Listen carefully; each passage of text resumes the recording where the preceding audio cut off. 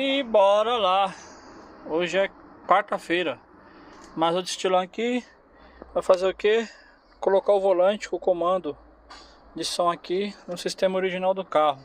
Ele tem um som original, então já vai. Comprou o comando aqui já no volante com o comando. Já tá o NVO ali. Já tá o hard disk aqui também. Mesmo dele tem na Berg, são só 6 vias, né? Então ele já comprou ali o de 12 que vai conectado aqui no NVO.